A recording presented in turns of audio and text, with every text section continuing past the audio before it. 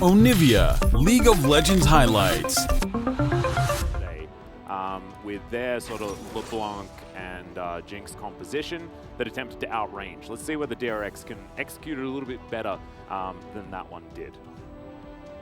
Interested to see the attack that we're seeing more and more for the Rise, liking this. Yeah, Realm Warp underneath this turret. Death gonna have to flash to get himself out of the way. The heal's there as well as he does create some distance, but the Nautilus has been picked up. Vista utilizes his health bar beautifully, and they are going to be able to grab it. Gather some control back here on the bottom side as HLE is going to ruin the day of the DRX bottom lane. He's going to have an eye poke just a little bit, but DRX is going to have to watch as his turret falls down. Let's see whether they can find themselves a team fight, though, as Zeka lands some chains onto OnFleek. He is going to get locked down as Kyoshik gets in there, looks for the kick, but can't actually taxi his way back out.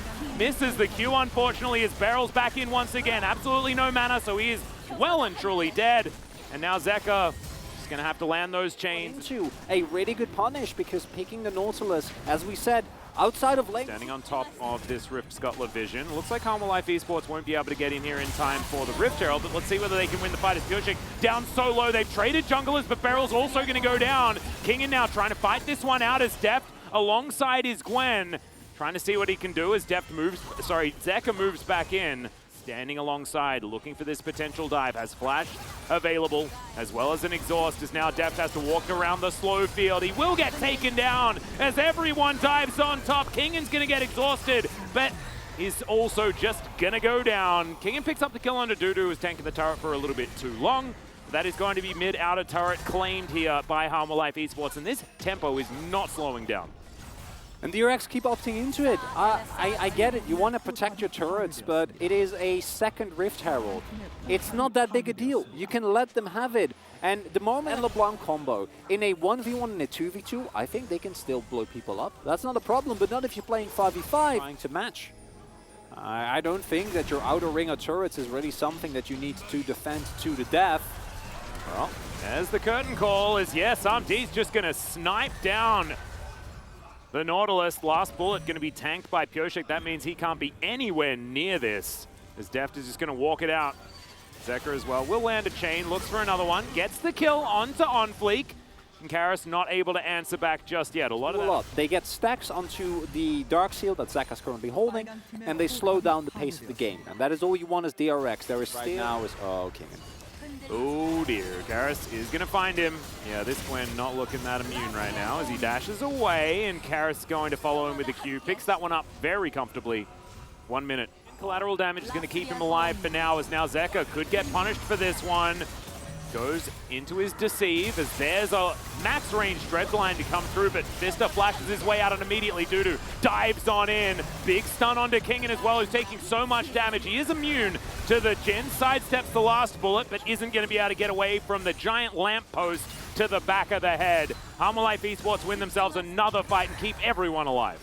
And the problem there is that starts off as a great instinct from DRX trying to pick off OnFleek, but the moment that it doesn't work, everyone needs to abort. You can get caught into an extended skirmish because the chase from Hanwha Life is amazing. Their engage might not be, but when you're trying to run away, they will get on top of you, and that might be the Baron right here. Well, we'll see whether the hero steal can come in. Kyoshik going to kick away, but isn't going to be able to do enough. Dudu going to flash out, but the Mimic Distortion is going to come through and take down the Jax. So that's one of the splits. That health being sort of transferred towards it really does make it a fantastic aggressive option, as OnFleek might be face checking here, and he is going to, so that is a real dead Graves. Let's see whether the follow-up is going to be true, as Zeka going down extremely low, so it's a 1-for-1 so far. Make that a 1-for-2, as Hanwha Life Esports, they were there to protect their jungler. Flame Chompers to come down, but Karis has got one thing in his eyes, and it's Deft win rate on the Jinx. But Samdi is going to go down. Deft free hitting there from the backside, but Kingen struggling to stay alive. Karis is just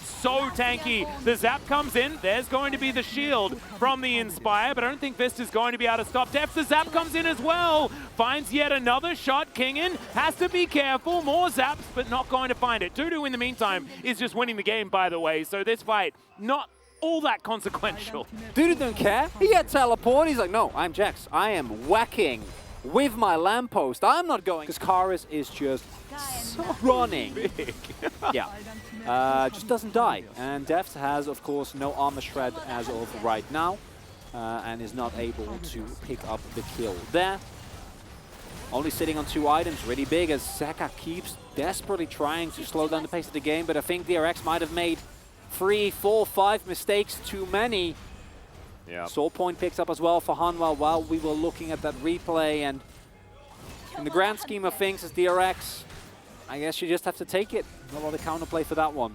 It is best of 3. There's a chance to go back to the drawing board, but this ain't a good look for DRX at this point in time. Hanwha Esports, though, on the other hand, absolutely phenomenal turnaround here as we move into rounds. Get you in here. As, Come on. Although he is 17, so that's also kind of illegal. Well, but he's Rise, right? So yeah, it's like, what? What a Rise he is. Yeah, I don't know. It's like, you know, dog, cat. Just don't do that. Just back off. Dudu. Don't on the do it. flank, thinking about his opportunity of when to get in. Kingan's going to have to go back and stop the base from just falling down. It's OnFleek in this pit, and they are going to go for it. Super Mega Death Rocket going to come down as OnFleek does lock down the Baron. It was a flip in the end, Chronically. You're absolutely right. However, they are going to win it, and sometimes things just come up heads. Depth flashes out of the way, but the bullets still land onto the Big Daddy.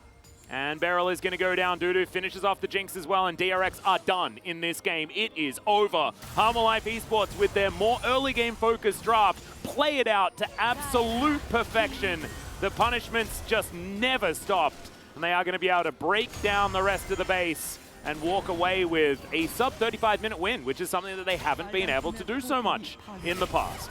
Honestly, incredible performance here from Hanwha in the first game. Taking a draft with a lot of early game possibilities, first picking the Rise, and then showing us that 16 out of 18 kill contributions, no deaths. Yeah, we don't care about win rates. What only matters is the game. And the game is on his 9th anniversary. They take... I said at the very beginning, this would be the most deft and the most DRX thing to do would be to lose after first...